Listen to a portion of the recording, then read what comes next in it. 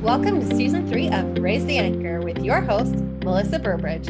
This season, we are going to inspire, ignite, and create space for you to go after the change you want with invigorating interviews and some deep diving into my personal story. We hope you enjoy. Welcome to another episode. Today, we have the lovely Jenn Neilson. She is an amazing VA. She helps me every day. I would not be here the way I am if it wasn't for her. She helps a lot. I'm so happy to have her on the podcast today. She's going to tell us how she went from being a massage therapist to owning her own VA business. She also has a lovely blog, Will Save for Travel, which is very inspirational. And if you're planning a trip to Disney, you should check out all of her resources there. Welcome to the show, Jenn. Yes, thanks for having me. I'm excited to be here. Awesome. So take us down the journey of going from a massage therapist into owning your own VA service. Yeah, so it's kind of a long, winding journey, but I became a massage therapist right out of high school, and I liked being a massage therapist, but I wouldn't say that massage therapy was ever my passion. I'd say my passion is more around helping people. So massage therapy definitely helped me help people. But I was ready for a change. I was a massage therapist full-time for 10 years. It's hard on the body, as you can imagine. And it just was starting to feel really repetitive. And I was honestly getting kind of bored, and I was just ready to make a change. And so, in my spare time as a massage therapist, I started a blog, Will Save for Travel, and started blogging about travel and personal finance, which is definitely a passion of mine as well. I love to travel. And in 2020, a lot of things changed for everybody, right? Like the world was kind of crazy, and I was shut down for 3 months as a massage therapist. And honestly, it was like the best 3 months. I was so happy to be off. And the day that they told us we were going back, I cried. I didn't want to go back, which is horrible to think. Like I didn't know that I was in a place of really needing a change. And so in late 2020, a friend of mine posted online that she was looking for a virtual assistant, and she listed the tasks. And I was like, I can do all those things. Like I've been doing all of those things for my blog. I know I can do those things for someone else. So I messaged her and I was like, hey, I don't really have like experience. Like I don't have references, but like I can do these things. And she took a chance on me. And so I'm so grateful for her taking a chance on me, because it definitely led to me building this into my business. And we then started planning our move to back to our hometown. So it was a really good time for me to step away from massage and step into doing virtual assistant. So that's kind of my windy journey there. No, it's an amazing windy journey, and we'll talk about your house in a little bit. But would you call that reaching out to your friend that pivotal moment that changed everything going forward? I would say that was definitely a very, like, I don't think I would have started a VA business had it not been for that. So it definitely would be a pivotal moment for sure. Yeah. And how do you find the VA business? Is it something you're super passionate about? Does it fill that void that you were missing in the massage therapy? I think it helps me fill the void in a different way. I actually went back to massage therapy recently, 2 days a week, because I wanted to get out of the house. So that's like a whole different kind of journey. But I would say that both of those things definitely helps me fill my cup in helping other people. No, that's beautiful. So let's talk about that house for a second. So you've moved. I did move. Yeah. Yeah. And you got a beautiful old home. What are you doing with that old home? Oh, paying $1 million to heat it right now. That's what we're doing. So we bought a house that was built in the 1850s in our hometown. It is huge. It's 4,000 square feet, and it's a labor of love. We've been taking down the wallpaper and redoing floors. My husband's currently building us a kitchen island, which is going to be really amazing because we both like to be in the kitchen. But It's funny how at home that we both felt here immediately. And we did some research on the house's history. And my husband's actually related to the people that originally owned it. So, Oh, wow. yeah, That's it's super kind of cool. a really cool coming home, literally to our hometown, but also coming home to kind of his like ancestral family home in a way too. We love it here. It's been a really, really good move. No, that's awesome. And if you ever check out her socials, we'll Save for Travel, she's documenting the whole process, which is beautiful. I love the colors you've been choosing as you've been. Yeah, we're my husband and I both love paint colors, so it's a constant discussion about paint colors and negotiations about them. And you both work from home. Is that correct? Yeah. So my husband actually has an equally interesting story. He applied to med school, didn't get in, decided to become a paramedic, and worked as a paramedic for 4 years. And as anybody can imagine, even pre-pandemic, it was a job that was hard on you mentally and physically. And he really wanted to get out. And when I said I wanted to start a blog, my husband said, I actually want to learn how to code. So he learned how to code through building my website on WordPress, which led to him getting a job in web development. Nice. 3 years later or 2 years later. So yeah, we've both kind of completely changed our career paths in that way. And so, yeah, he works from home now as well. He works for a company based out of the city, but they allowed him to go fully remote during the pandemic and for the future. Nice. Yeah, no, paramedics, yeah, they definitely see the brunt. As a nurse, I saw a lot, but the paramedics are usually first to the scene. They usually see the most gruesome things. We see the aftermath. We see after they've cleaned them up a bit. Yeah.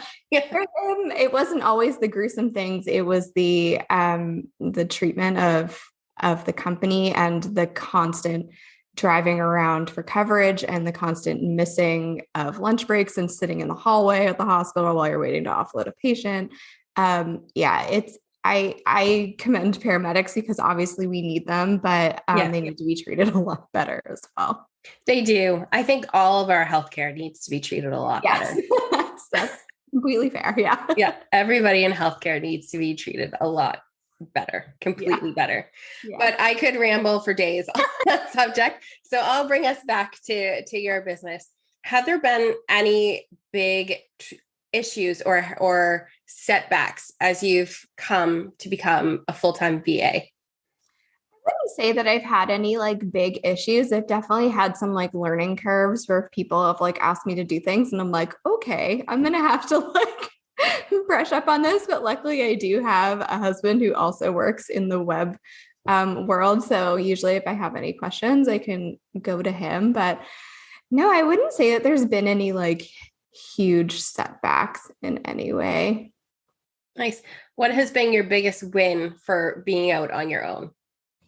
I would say after like getting my second and third clients, after I had my first client, I spent like months just like getting comfortable with doing this as a business and how to like run that type of business. And so like bringing on more clients and learning how to organize multiple tasks for multiple different people and hold myself accountable to due dates. And I also really went into building this business with a lens of what do I want my life to look like and what do I want my days to look like, because I didn't want to work 12-hour days or something like that. I really wanted to make sure that I had a defining line between work time and personal time, because of working at home, it can be a lot easier to blur the lines. And I wanted to make sure that I had time with my husband and my family separate from work time. And what boundaries have you put in place to ensure that you're able to do that? I think I've been really clear to my clients on what my working time is. And I've been really strict with myself to not reply to things that, like, if I get an email on Saturday or a text message on Sunday or whatever, to like, okay, this is not your time to worry about this. Let's shelve that till Monday morning, and putting it like in the contracts that I sign with my clients, and just being really clear that these are the hours I work. This is when you can expect to hear from me. Has been really key, because I think if you don't set those boundaries from the beginning, it can be really easy to let them like walk all over you. And I know that Yes. you know this, but it was hard because my first client, I was fitting things in around my massage schedule. So I was doing things in the evenings, I was doing things on weekends. And then when I moved and I was only doing VA, I was like, okay, I need to talk to her about this is what's changing for me. And she was completely lovely and amazing about it. But yeah, setting those boundaries from the beginning is key. Yes, it's absolutely key. And setting those boundaries with yourself to sticking to them is quite as difficult as it is for your clients. I know, that I've had those issues in the past. But yeah, setting those boundaries and making sure that they understand them, and that if you do budge one time for them, they understand that it's not going to happen all the time. Yeah. Because that does happen. Life does happen. Yeah, for sure. Life does happen. And there's times that I've been unavailable on a Monday, and so I'll do stuff on a Sunday or whatever. Like it's flexible, but I also try to keep in mind the boundaries as well. No, that's good. That's good. Yeah. So what is your vision for your company in the next 2 to 5 years? Oh, what is my vision? I just want to continue growing. So I've kind of changed a little bit from the beginning. I've niched down, I guess. I mostly do health and wellness, like virtual assisting. So a lot of social media. I like writing. I don't do a lot of writing, but besides like captions. I like long form writing, like blog posts. I don't do a lot of that in my VA job, but yeah, I just like to continue to grow. I like working with health and wellness professionals because I know that. So it's easy for me. I don't have to like do a whole lot of research before I'm doing things for them. So yes, I just want to grow and work with amazing people. Awesome. Well, if you want more blogs, I'm sure I could. Am I going to regret saying this? Because I love blogs too. So I have a hard time giving those up, except for social media blogs. And it's not that I can't do the social media blogs. It's that it doesn't come as natural to me. I'm good at social media. Don't get me wrong. It's what I do all day, in and out. But I'm better at teaching with video as I am to writing it down. Right. So maybe I just have to make videos and send them to you, and you can turn them into a YouTube blog. There's an idea. So what motivates you to keep going? Because now you don't have somebody telling you, okay, this is what you need to get done in a day. This is how you need to run your life. What motivates you to get up and get going in your business? I think that I've built up a lot of internal motivation in the last couple of years after starting the blog and being like, okay, these are the things that I'm going to do. And I'm usually pretty good at sticking, like giving myself a due date and sticking with it. But I'd say in like a broader sense, my husband motivates me because he is always constantly learning and like wanting to get better at things. And I don't know if it hadn't been for him being like, I want to learn how to code, if I would have gone as far as I would have with my blog, because I'd be like, oh, I don't know what to do. And I might have just stopped. And he was kind of on that journey with me. So yeah, I'd say that it's a lot of my husband's like wanting to be better and learning more, that kind of like, yes, I want to push forward too. No, that's beautiful. And I know your travel blog has had a little bit of a hit with the pandemic. You're not obviously traveling as much. Yes. Are there huge plans in the future for your traveling? Yes, finally. So yeah, I wrote a lot about Nova Scotia, of course, when we stopped traveling, because we were doing a lot of Nova Scotia stuff. And then I've honestly gotten a little sick of Nova Scotia. Sorry. I'm sorry. We live in a beautiful spot, but oh my gosh, I just want to get out of here. So we are booked to go to Scotland in June. We're spending 2 weeks in Scotland. My best friend's getting married there. and we're spending 2 weeks exploring a new place. We've never been there, and I'm really excited. And I'm sure that there'll be a plethora of blog posts about Scotland once I get home. But yeah, I'm really motivated to write when I have something new to write about. And Nova Scotia is just not new anymore to me. No, I hear you. I hear you completely. Yeah. Working on Nova Scotia stuff for the last couple of years myself. It's like, I love you, but I need to see other places. I need to see other people right now. It's it's not you, it's me. Yeah. I just need to get out. And I just find it is funny that we are in New Scotland right now, and I'm going to original Scotland. But yeah, I can't wait to see all about that. That's one place that's on my bucket list is Scotland and Ireland. It's funny because it really wasn't on my list of places to go. Like, it wasn't on my immediate list of places to go. And then my best friend is getting married there. So obviously we're like, okay, we're going to Scotland. And the more that I've researched it and like watched different things, the more excited I am about it. So yeah. It's from what I see, it's a beautiful place.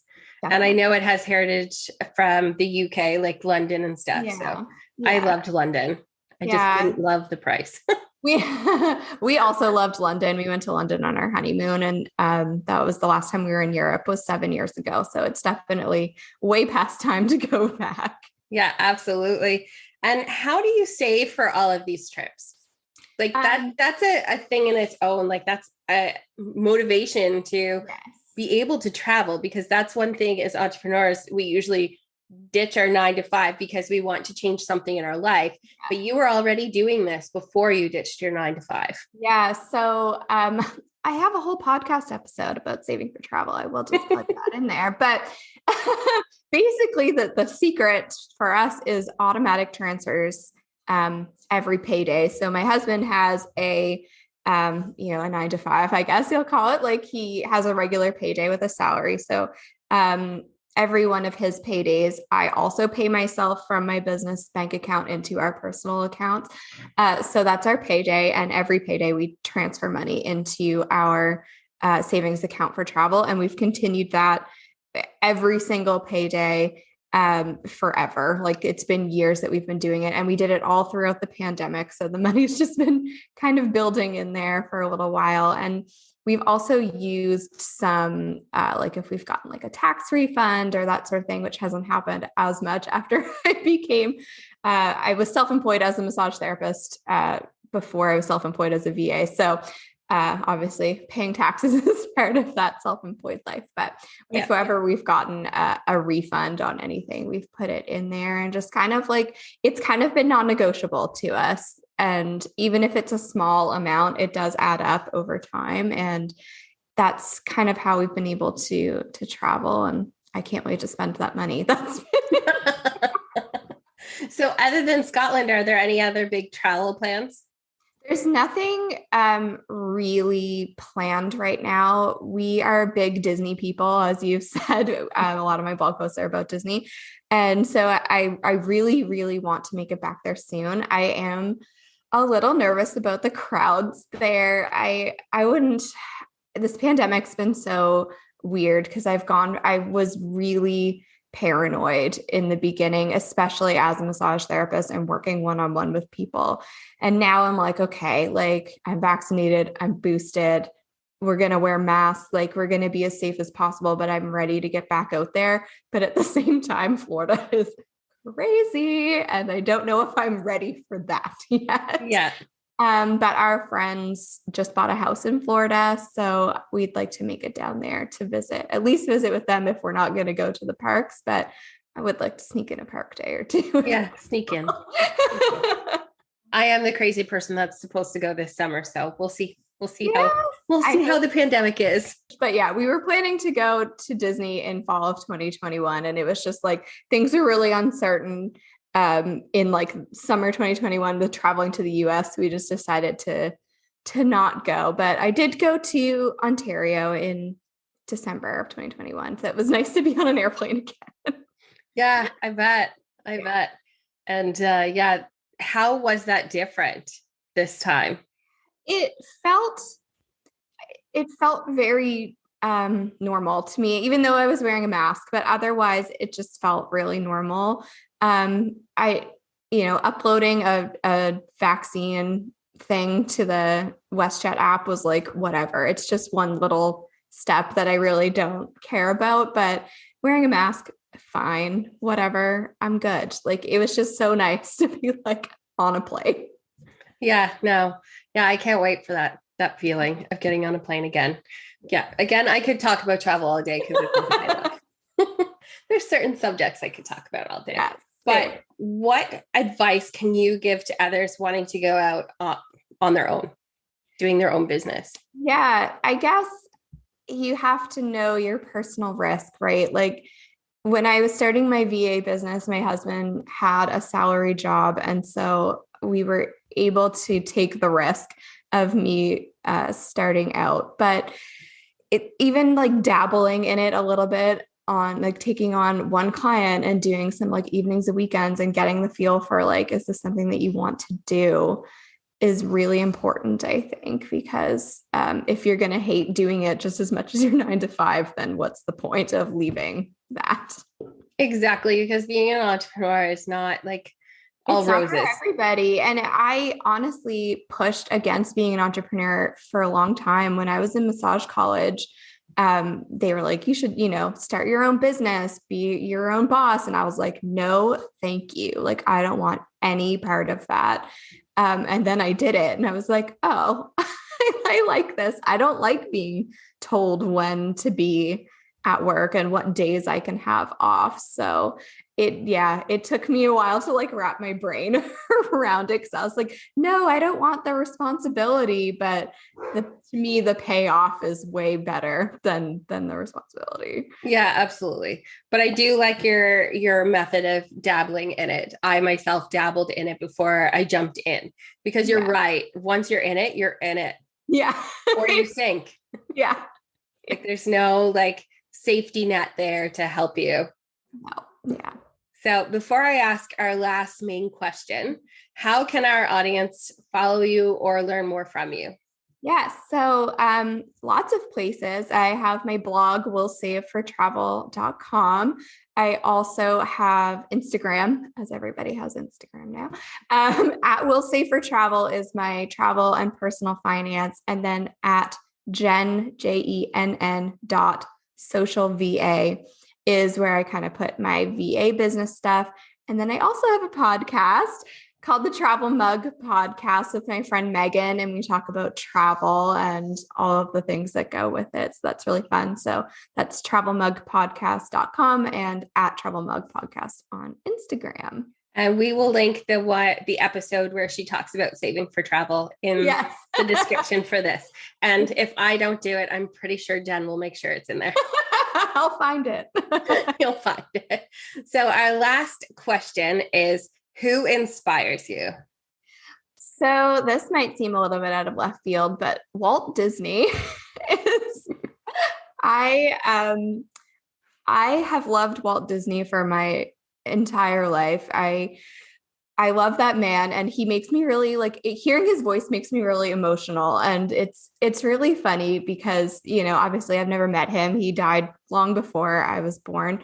But I just love how he came from literally nothing and built this entire world. And he just kept pushing. He was, broke and bankrupt and gone through so many things to get to where it was. And, I hope that, I don't know if I believe in after you die, you get to see things that happen, but I hope that he can see the company that he has built, because it's become such a legacy. And it's just a beautiful thing how he pushed and pushed and pushed and did get to build. He did get to see Disneyland built before he died. He didn't get to see Disney World, but he just created a beautiful thing in the movies and in the parks where families can come together and spend time. And I love that man.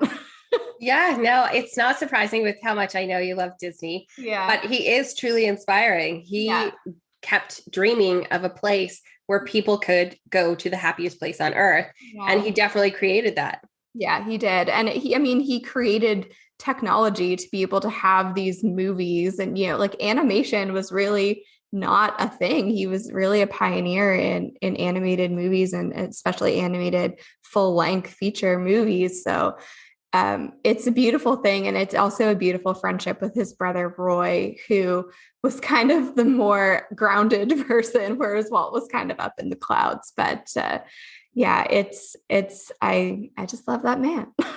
Yes, but sometimes us dreamers do need that one grounding We person. need a grounder. And it sounds like your husband is your grounder. Yeah, he's definitely. I think don't know we're who my kind of grounder is. like, oh, do I have one? Maybe I need one. Maybe right now it's you and Rebecca. Yeah. You keep me grounded. Tell me I'm doing something too crazy. Yeah. I better look into that. But thank you for coming on to the show today. It's been lovely chatting. Yes, it's been great. Thanks, Melissa.